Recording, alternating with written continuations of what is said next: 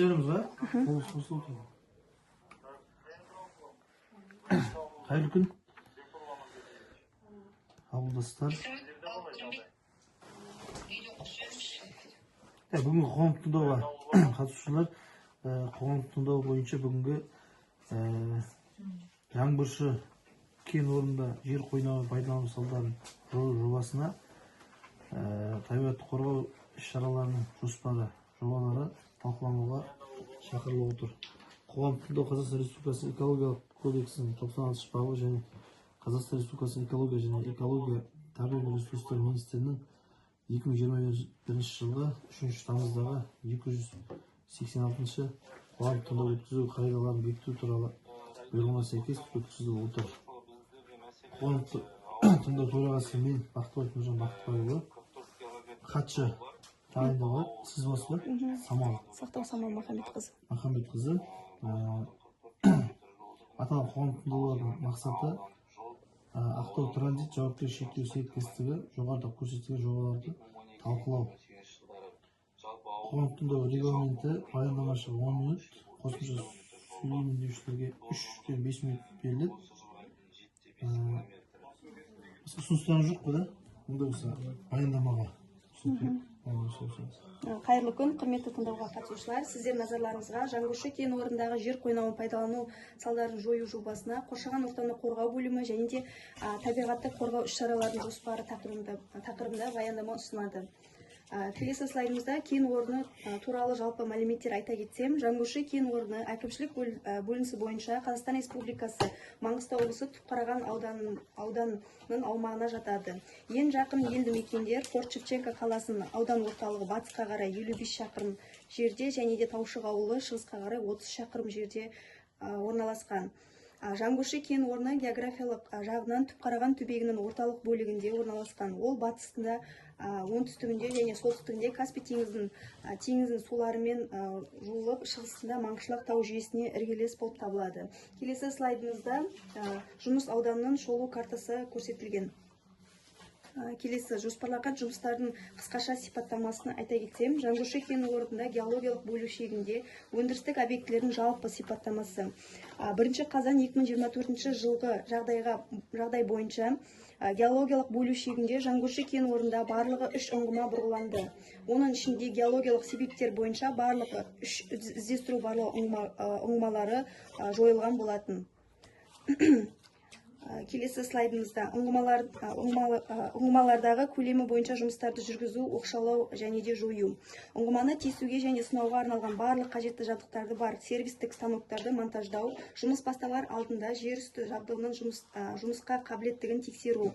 Ұңғымадағы ерітіндінің көлемін, материалдар мен химиялық реагенттердің қорын есепке алмай кептіру ерітіндісінің қорынан қамтамасыз ету. Ұңғыманы кептелу сұйықтықты айдау және тікелей немесе кері айналдыру арқылы кептелу 1 сағат күту болып табылады. Ұңғыманың қауіпсіздігіне көз жеткізу үшін көрсеткіштерді алу және сағалы қысым мәндерін жазу.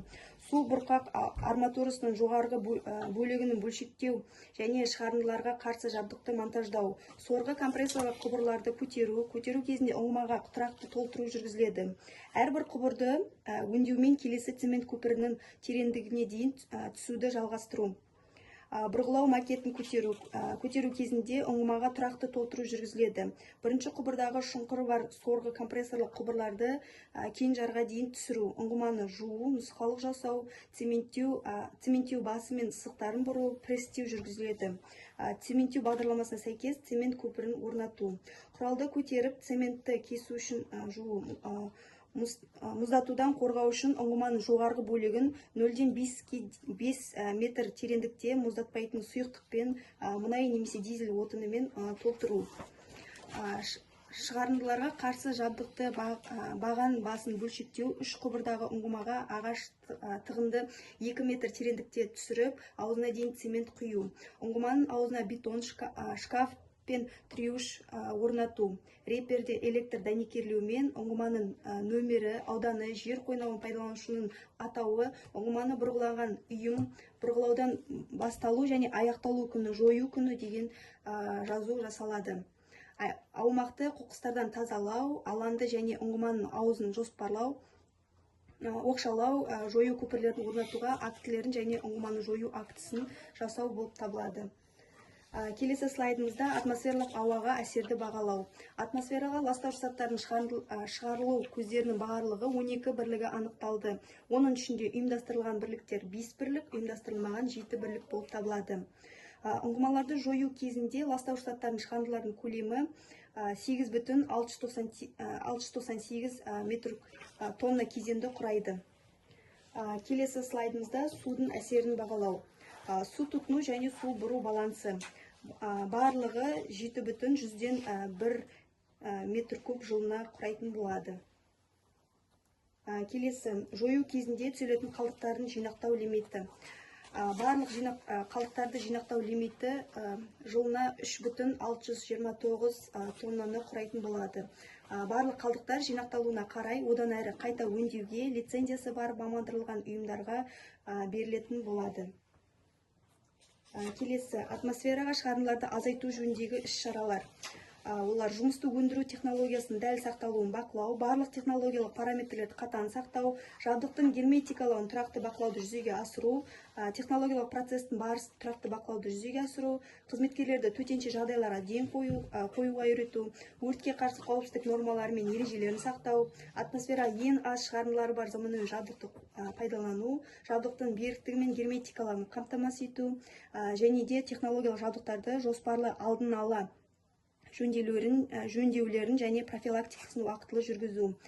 Зиянды заттардың таралуын есептеу, талдау, санитарлық қорғау аймағының шекарасында барлық ингредиенттер бойынша жер бетіндегі концентрациялар атмосфералық ауа сапасының критерияларынан аспайтынын көрсетеді. Қоршаған ортаның қалдықтармен ластануын болдырмау жөніндегі іс-шаралар. Кәсіпорынды пайдалану процесінде пайда болатын өндіріс және тұтыну қалдықтары арнайы бөлінген уақытша сақтау орындарында, яғни тығыз жабық контейнерлерде жинақталады. Қауіпті физика-химиялық қасиеттері бар қалдықтар үшін кәсіпорын аумағында қалдықтардың қауіпсіз айналымын бақылау көзделген. Қоршаған ортаның қатты қалдықтарымен ластануын болдырмау үшін Қазақстан Республикасында нормативтік талаптарға сәйкес іс-шаралар жоспарланған. Олар арнайы сыйымдылықтарда және арнайы жабдықталған алаңдарда уыттылығы бойынша сұраптай отырып промотходтарды түгендеу және де жинау. Жоспарланған іс-шаралардың орындалуын бақылау. Келесі слайдымызда қоршаған ортаны қорғау жөніндегі іс-шаралар жоспары. Табиғатты қорғау іс-шараларының жоспарына жұмыстарды жүргізу аумағында шаңды басу жөніндегі жұмыстар жүргізу, жер қойнауын жай-күйіне мониторинг жүргізу, техникалық және ауыз су шығын нормаларын сақталуын бақылау жүргізу, өндіріс және тұтыну қалдықтарын одан әрі кәдеге жарату, қайта өңдеу үшін кен орнынан шығару көзделген. Осымен баяндамам аяқталды.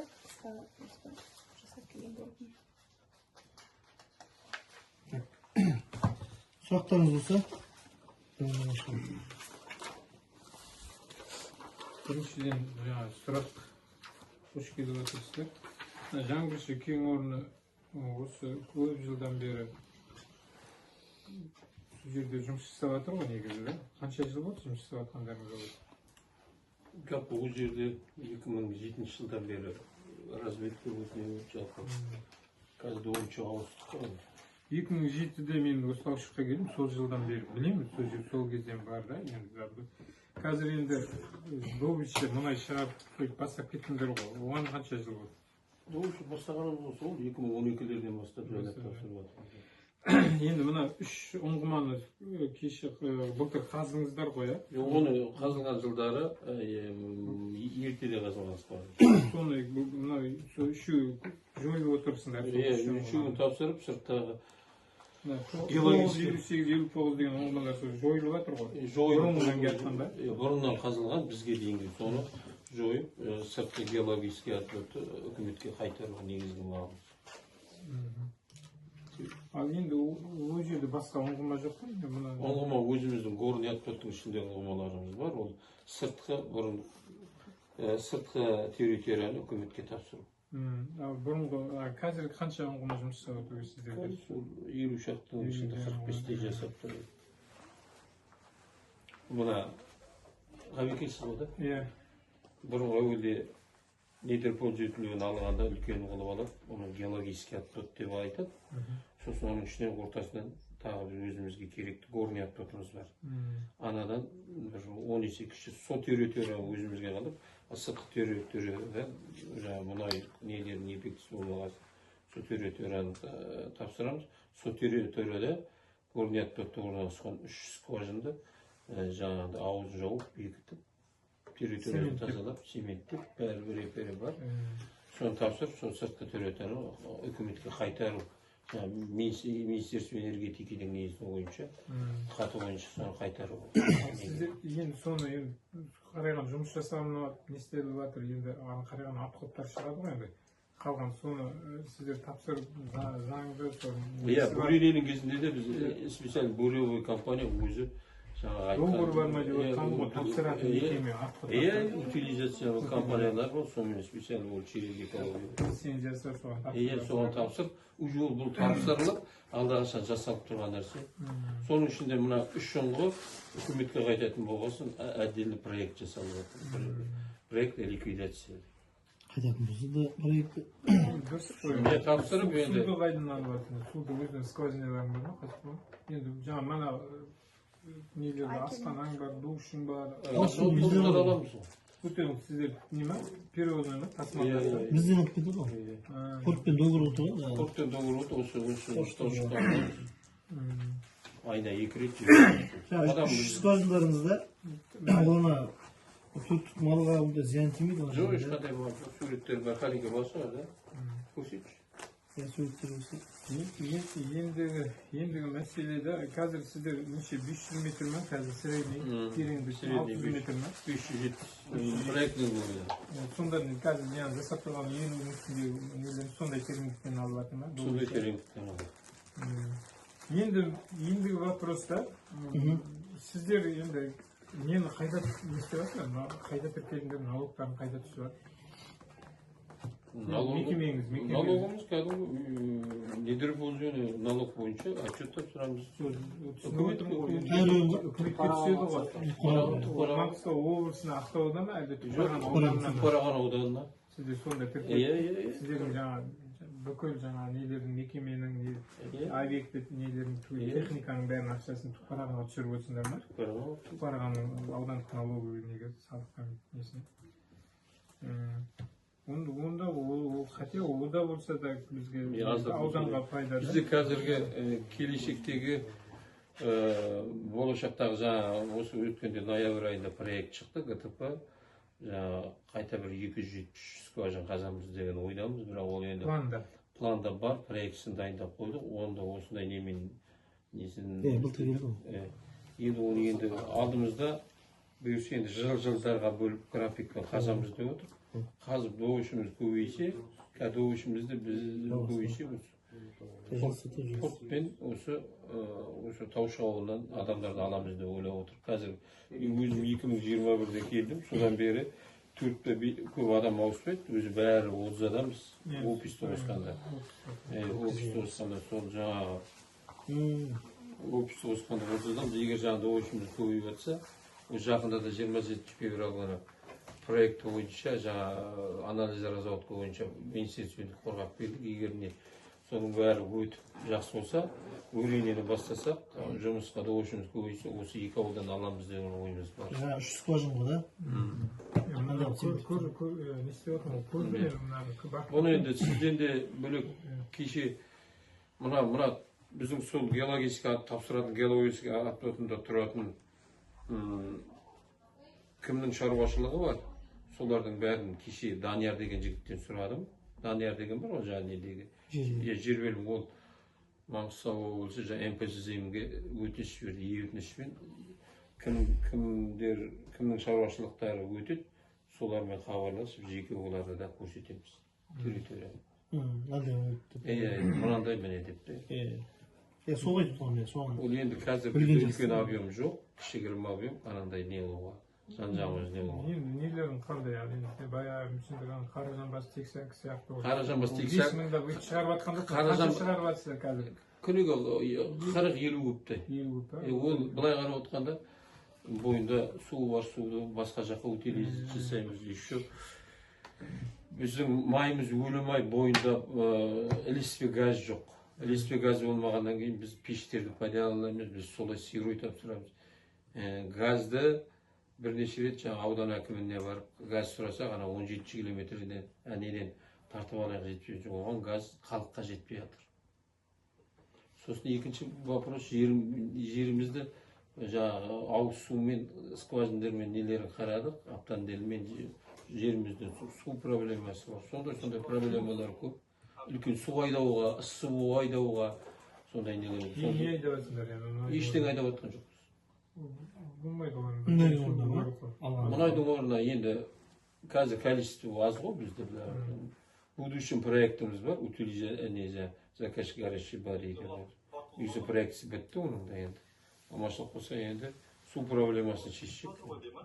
Ешбір маңайында су жоқ па енді оны тексеріп? Күніге 240 куб су жетпей тұр, жоқ болып тұр. Скважина қассаңда жетпей.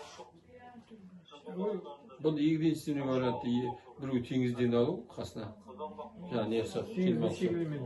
Теңіз жетсе 10 шақты километр ана. Сұлтан өпенің мұна қапталы ғой, түскенде. 10 километр ме? 10 километр деп айтуға болады. Технический су алса да, мысалы қазір мына Қаржанбас, Қаламқастар Волганың суына пайдаланып отыр. Малға бір халықтың болса, ауыл шаруашылығы малға пайдаланып, аяқтан тартылған трассамен келеді ғой, бәленбай. Сол сияқты неде тартып алуларын керек болса. Ендігі қайтарда қосылмайды. Сіздер біздің ауылда жалпы зардап шегеді ғой. Аудан, оның ішінде біздің ауылда шегеді. Біздің сояқта да біздің жеке шаруа. Қазір суағыңызды қайталап жүрсіз ба? Сосын жерде сіздердің техникаларын қысы жазды жайлап өтіп жатыр ғой. Айтасыз ма, қайтып бара жатыр, келіп жатыр, үлкен техникамен осы ауылдың ішімен жүріп жатыр ғой. Ауылдың ішімен жүріп. Жоқ, неге жүріп жоқ. Жалпы біздің ауданымызда 50 километр жақтан ортақ полигон салу жоспарланып, соған тасымалдаймыз. Көріп жүрміз ол мына жерге мысалы қайда барады ол, мына былай өтеді ауылдың ішімен. Үйім қасынан өтеді да. Олар қайда барады? Бұның ішінде мен келгеннен бері 21 жылдан бері Нептуоз жүріп көрген жоқ. 1-2 рет жүрген шығар, бірақ жүріп көрген жоқ.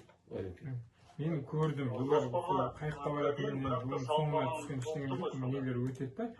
Сосын жерде сол техникалар қайткенде де біздің асфальттарымызды бұзады, ауыр техникалар да. Сондықтан енді оны мен ішіне көрдім да. Сіздер біздің екі ортаны пайдаланасыздар, жерімізді пайдаланасыздар. Сосын халық бізден сұрайды ғой. Мен әкімнен сұрайды, менен сұрайды, менің мәслихаттың депутатында. Бізге не пайдасы бар, мысалы, мына корейлерді айтады ауылдан, басқа нелерді бізге не пайдасы бар дейді. Біз тек зиян шегіп отырамыз ба дейді. Біз енді соған не пайда келеді дейді. Пайда келгенде біз әркімге үлестіріп ештеңе бермейді ғой. Мысалы, ауылға келетін пайда бар ма, халыққа да осы тұрғындарға келетін пайда бар ма дейді. Көмек бола ма дейді. Сонда не көмек жасалды осы жылдардың ішінде? Жасалғанда осы 3 жылда Таушық ауылына. Таушық ауылына жасалған жоқ та, Таушық линиямызда жүріп жатқан 3 шаруашылыққа, үлкен шаруашылыққа тоқ беріп отырып әншейін. Асқардың ауылына, кімнің ауылына, Ләріктің ауылына, сосын кімнің ауылына. Біреу Манастың 3 ауылға әншейін өз тарапымыздан өзіміз төлейміз. Асқар болғанда кім өтелай бастады? Ерген деген жігіттің сол 3 ауылға 1 жылдан 3 жылда тоқ береді. Жоқ, ол да болса біздер оны сұрап сұраған адамдарға айтамыз. Сосын жаңа не бойынша, аудан әкімінің несі бойынша Сұлтан өпенің басын тазалаймыз. Айына 2 рет. Жаңа енді ол сол бойынша айына сенбілікті айына 2 рет барып видео отчет жіберіп ауданға жібереміз. Соны сұрап отқан ғой. Сосын енді болашақта бізде енді өздеріңіз де білесіз ғой, қазіргі таңда осы жалпы Маңғыстау облысында қазір соңғы 3 жылға кетіп барады да, 2 жылдай болды, мораторий тоқтады ғой, 3 жыл болды мораторий декабрьде да. сол мораторий тоқтағаннан кейін барып бізде жұмыссыздық мәселесі үш жыл көреді сол азайып келатыр да. Қазірдің өзінде осы 2 жылда мысалы Қаражандастың өзі қазір 23 адам бар. Біздің елудей адам жұмысқа орналасып жатыр да, жалғызсыз басқа нелерге бар. Енді жұмыссыздық азаймайды ғой, наоборот, өндіріске жұмысқа алынып қалсын, жұмыссыздық көбейе береді ғой, адамдар тіркеле береді. Сондықтан біздің жұмыссыздық мәселемізді шешуге де сіздер атсалысуларыңыз керек та. Енді бірде бір адам болмайды деген, енді сіздерде 30 шағын ғой, болашақ. Жоқ, 5 адам Түпқараған ауданы бойынша 5 адам бар. Түпқараған ауданы бойынша 5 адам болса, ол да жақсы да. 30 адамның 5 адамы бар. О да кеше 21-ден кейін алдық, алдында келең. Жайлап бүйірсі амашылық болса, осы ауылдан қараймыз деп отыр. Мысалы, жаңағыдай болады ғой, мысалы, сіздерде жаңағыдай разнорабочий, оператор, біздерде мысалы қысқарып қалған бір жерлерден уақытша бұл мекемелер жауып қалып, тендерден қалып, босап қалатындар бар ғой, мамандар да бар. Одан бөлек жаңағыдай әйел адамдар да бар, мысалы, повар, горничный не дейтіндер бар, мысалы, сондайларға ауылдың әкімімен хабарласып, бізден адам алып тұрсаңыздар, себебі бұлда есеп береді, мен де есеп береді, халыққа да біз соны естіп отырмыз. Осы кеше бүгін міне осы тыңдауды ертең естіп халыққа айтамыз, тыңдау керек. Ал жаңбырсын не көңіл жасап, не істеп жатырған, не екен деп сұрайды біз енді.